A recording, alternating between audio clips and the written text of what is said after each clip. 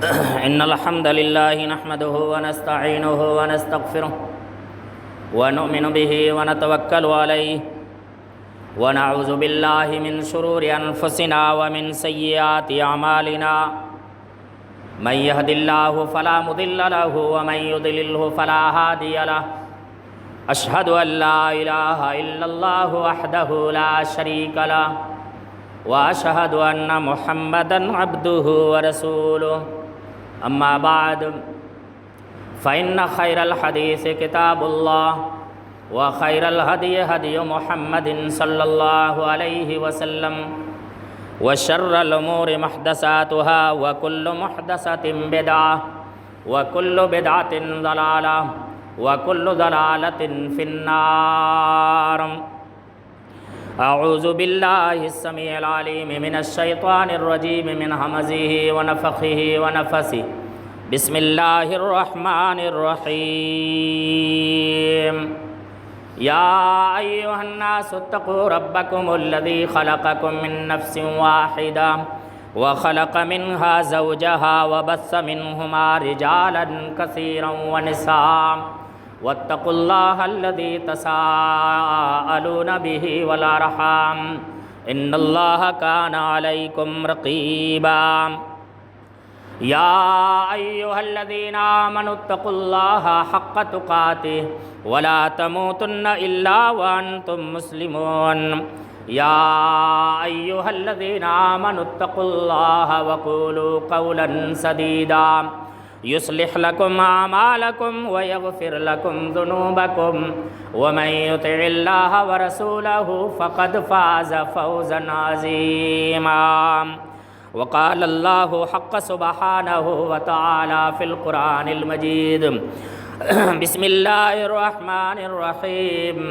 إن السمع والبصر والفؤاد كل أولئك كان عنه مسؤولا.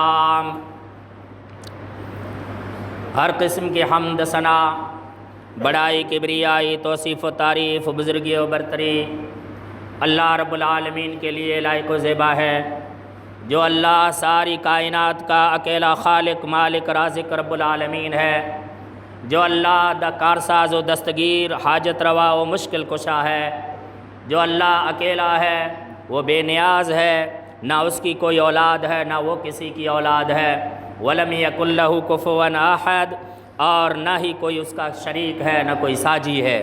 اللہ رب العالمین کی مختصر حمد و ثنا کے بعد کروڑوں انگنت لا تعداد لا محدود درود و سلام نازل ہوں عموماً اللہ کے تمام انبیاء کرام علیہم السلام پر، اور خصوصاً اللہ کے آخری نبی جناب محمد الرسول اللہ صلی اللہ علیہ وسلم پر۔ اللہم صلی علی محمد وعلی آل محمد كما صليت على إبراهيم وعلى آل إبراهيم إنك حميد مجيد. اللهم بارك على محمد وعلى آل محمد كما باركت على إبراهيم وعلى آل إبراهيم إنك حميد مجيد. برادران اسلام، عزیز بھائیو، پچھلے 2 جمعہ کے خطبوں میں آپ حضرات نے اللہ کی عظیم نعمتوں میں سے ایک نعمت کان، جو اللہ کی بہت بڑی نعمت ہے، جس کے ذریعے انسان آوازیں سنتا ہے، اس کان کا جو ہے استعمال کیسے کرنا چاہیے اور صحیح استعمال پر اس کا کتنا اجر ہے اور غلط استعمال پر اس کا کتنا بڑا گناہ ہے، اس کے بارے میں آپ حضرات نے پچھلے 2 خطبے سنے۔ آج اللہ کی دوسری نعمت جو آنکھ ہے، اس کے بارے میں آپ حضرات سنیں گے۔ اللہ رب العالمین نے قرآن میں فرمایا، ان السمع والبصر والفؤاد کل اولئک کان عنہ مسؤولا، کہ بے شک کان، آنکھ اور دل، یہ وہ اللہ کی 3 نعمتیں ہیں جن کے بارے میں تم انسانوں سے قیامت کے دن اللہ سوال کرے گا، اللہ پوچھ گچھ کرے گا۔ آنکھ یہ اللہ کی وہ نعمت ہے کہ اگر کسی انسان سے یہ اللہ چھین لیتا ہے، نابینا کر دیتا ہے، اور پھر اس کے اوپر اگر کوئی انسان صبر کر لیتا ہے تو رسول اللہ صلی اللہ علیہ وسلم کی حدیث ہے، اللہ کے نبی علیہ الصلاۃ والسلام نے فرمایا کہ اللہ رب العالمین فرماتا ہے کہ جس بندے سے میں اس کی محبوب دو نعمتیں چھین لوں، یعنی اگر اس سے آنکھیں چھین لوں اور وہ نابینا بن جائے اور پھر اگر اس کے اوپر صبر کر لے، اللہ کے نبی نے فرمایا، اللہ فرماتا ہے میں اس کو جنت میں داخل کروں گا۔ یہ صحیح بخاری کی روایت ہے۔ یعنی آنکھ ایک بہت ہی بڑی نعمت ہے، اگر انسان سے یہ چھین جائے تو یہ دنیا اس کے لیے اندھیرا بن جاتا ہے، اس کے لیے قید خانہ بن جاتا ہے۔ اللہ رب العالمین اس کے اوپر صبر کرنے والے کو جنت میں داخل کرے گا۔ میرے عزیز بھائیوں، یہ جو آنکھیں ہیں یہ اللہ کی وہ نعمتیں ہیں کہ اگر کوئی انسان کسی مسلمان کی آنکھ کو پھوڑ دے، آنکھ نکال دے، تو اسلام کے اندر اس کی سزا یہ ہے کہ اس کو 50 اونٹ دینا پڑے گا یا 50 اونٹ کی قیمت چکانی پڑے گی، تب جا کر کے اس کے اوپر یہ گناہ معاف کیا جائے گا۔ 50 اونٹ دیت میں دینے پڑیں گے، اس کے بعد معافی مانگنی پڑے گی، توبہ کرنی پڑے گی، تب جا کر کے یہ گناہ معاف ہوتا ہے۔ اتنی بڑی قیمتی یہ چیز ہے۔ لیکن یہی آنکھ اگر کوئی انسان غلط استعمال کرتا ہے، کسی کے گھر میں تاکہ جھانکی کرتا ہے، کسی کے گھر کے اندر دیکھتا ہے، کسی کے پیچھے لگتا ہے، اللہ کے نبی علیہ الصلاۃ والسلام نے فرمایا جو تمہارے دروازوں سے، تمہاری کھڑکیوں سے تاکہ جھانکی کرے، اللہ کے نبی نے فرمایا اس کی آنکھ کو پھوڑ دینا جائز ہے تمہارے لیے۔ بتائیے، یہی آنکھ اگر صحیح استعمال ہو رہا ہے، اگر اس کو پھوڑا تو 50 اونٹوں کی جو ہے دیت دینی پڑے گی، لیکن یہی آنکھ اگر کوئی غلط استعمال کرتا ہے تو کوئی اس کی قدر نہیں، کوئی قیمت نہیں۔ تو اس کا صحیح استعمال کرنا ہے، صحیح جگہ پر استعمال کرنا ہے۔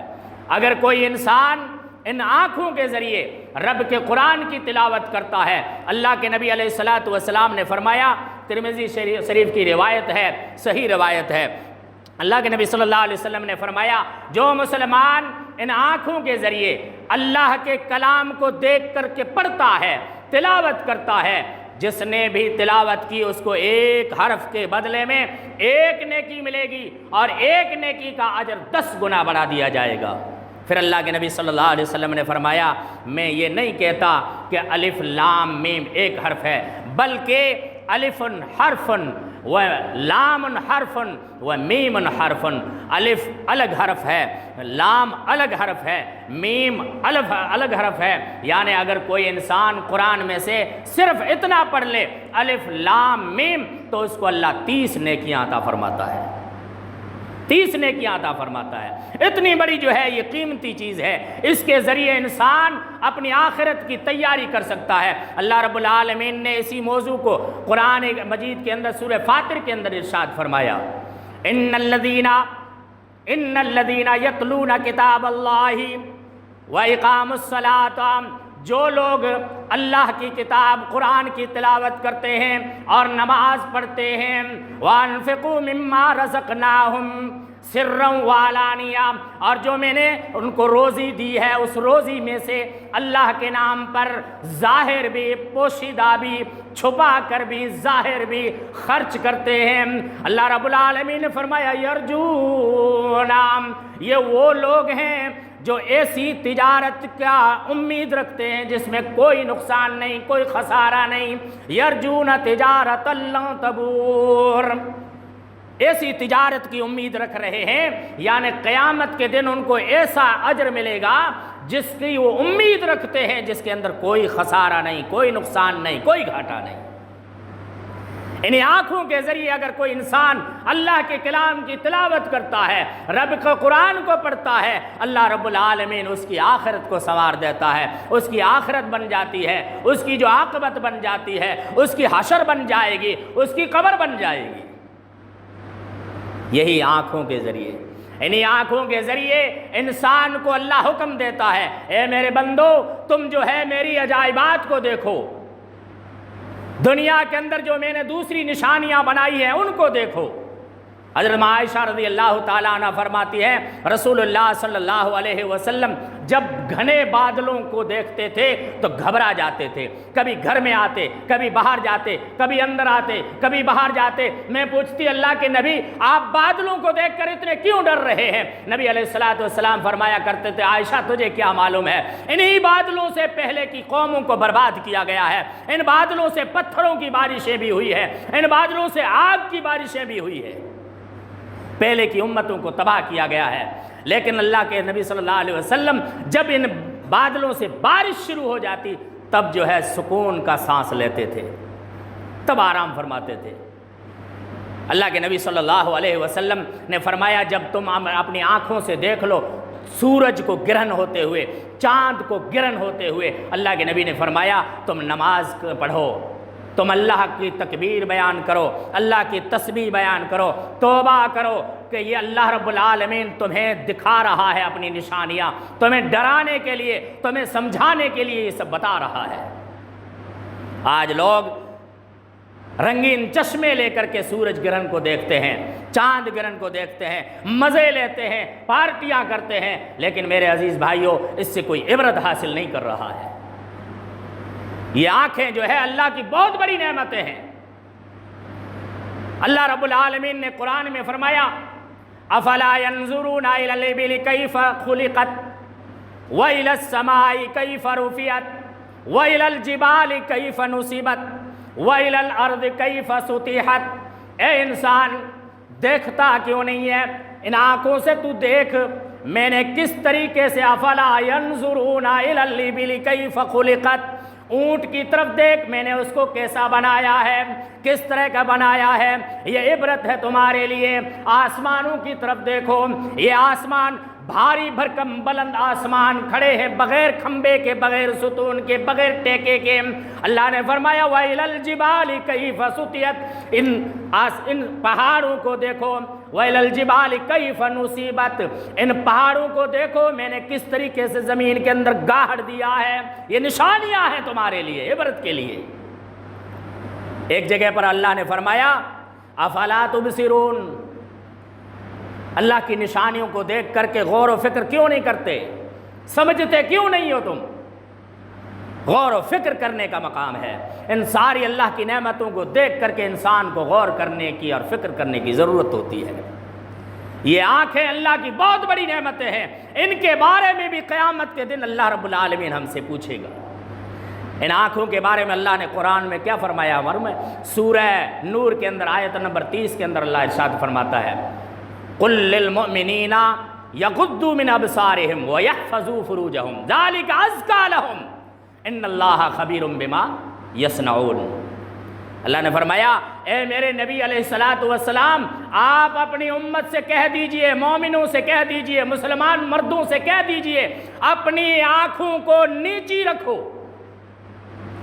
اپنی آنکھوں کو جھکا کے رکھو اور اپنی شرمگاہوں کی حفاظت کرو، یہ تمہارے لیے پاکیزگی ہے، یہ تمہارے لیے طہارت ہے، اور اللہ رب العالمین تم انسان جو بھی عمل کرتے ہو اس سے باخبر ہے۔ آگے اللہ نے فرمایا وَقُلْ لِلْمُؤْمِنَاتِ يَغْضُضْنَ مِنْ أَبْصَارِهِنَّ وَيَحْفَظْنَ فُرُوجَهُنَّ۔ اے میرے نبی آپ مومن عورتوں سے کہہ دیجئے، مسلمان عورتوں سے کہہ دیجئے کہ وہ اپنی نگاہوں کو نیچے رکھیں، اپنی شرمگاہوں کی حفاظت کریں، اپنی زینت کو غیر مردوں کے سامنے ظاہر نہ کریں، بے پردہ نہ پھریں۔ ہاں اللہ نے فرمایا اجازت ہے مسلمان عورت کو کہ وہ اپنے خاوند یعنی اپنے شوہر، اپنے آدمی کے سامنے اپنی زینت کو ظاہر کر سکتی ہے، اسی طرح اپنے سسر کے سامنے، اپنے باپ کے سامنے، اپنے بھائیوں کے سامنے، اپنے سگے بھتیجوں کے سامنے، اپنے بھانجوں کے سامنے، یا اپنے شوہر کی اولاد یعنی متری اولاد اس کے سامنے بھی جو ہے زینت ظاہر کر سکتی ہے عورت، یا عورتوں کے سامنے جو ہے بے پردہ ہو سکتی ہے، یا ایسے غلام نوکر جو گھر میں کام کرنے والے ہیں جن سے عورت پردہ نہیں کر سکتی ہے، نہیں بچ سکتی ہے، تو ایسوں کے سامنے بھی زینت ظاہر کر سکتی ہے۔ یا ایسے بچے اللہ نے فرمایا جو بچے عورتوں کی خفیہ چیزوں کے بارے میں معلومات نہیں رکھتے، جانتے نہیں ہیں ان چیزوں کے بارے میں، ایسے چھوٹے چھوٹے بچوں کے سامنے بھی عورت اپنی زینت ظاہر کر سکتی ہے، اس کے علاوہ نہیں۔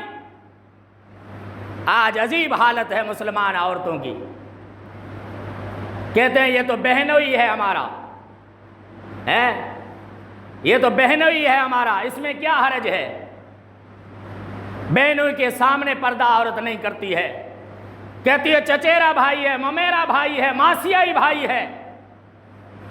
ہر اس شخص سے پردے کا حکم ہے جس سے اس کی نکاح جائز ہے، جس سے نکاح ہو سکتی ہے، اس سے پردہ لازمی ہے، ضروری ہے۔